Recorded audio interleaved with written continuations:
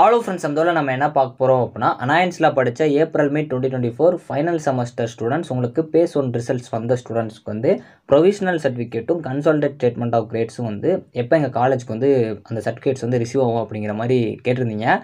So நிறைய பேருக்கு இன்னும் வந்து சர்டிஃபிகேட்ஸ் கிடைக்கல, எங்கள் காலேஜுக்கு இன்னும் ரிசீவ் ஆகலாம், எந்த ஒரு அப்டேட்டும் இல்லை அப்படிங்கிற மாதிரி கேட்டுருந்தீங்க. அதை பற்றி நம்ம பார்க்கலாம். ஸோ வாங்க வீடியோக்குள்ள போகலாம். ஓகே ஃப்ரெண்ட்ஸ், ஃபஸ்ட் எடுத்தோன்னே பார்த்தீங்க அப்படின்னா அனாயன்ஸில் படித்த April May 2024 final semester phase ஒன்க்குரிய ரிசல்ட் வந்து பப்ளிஷ் பண்ணியிருப்பாங்க. இந்த வீடியோ பார்த்தீங்க அப்படின்னா ஜஸ்ட் இன்ஃபர்மேஷன் கேதரிங்கான வீடியோ தான். ஸோ அதனால் வந்து உங்கள் காலேஜில் சர்டிஃபிகேட்ஸ் வந்து இஷ்யூ பண்ணிட்டாங்க அப்படின்னா மறக்காமல் கமெண்ட் பண்ணிடுங்க.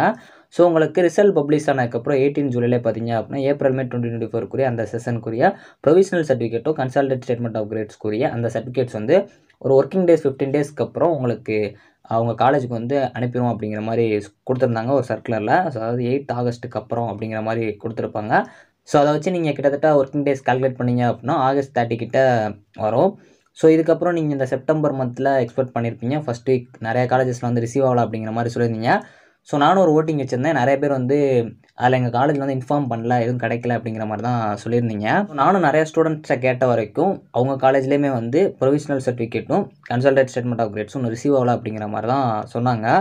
ஸோ செப்டம்பர் 23க்கு மேலே கொஞ்சம் எக்ஸ்பெக்ட் பண்ணுங்கள், ஏன்னா நிறைய காலேஜஸில் அந்த மாதிரி டேட் சொன்னாங்க அப்படிங்கிற மாதிரி சொன்னாங்க. இது எல்லாமே வந்து இன்ஃபர்மேஷனை வந்து நான் கேதர் பண்ணி தான் உங்ககிட்ட சொல்கிறேன். ஸோ அதனால் நீங்கள் கண்டிப்பாக கமெண்ட் பண்ணுங்கள்.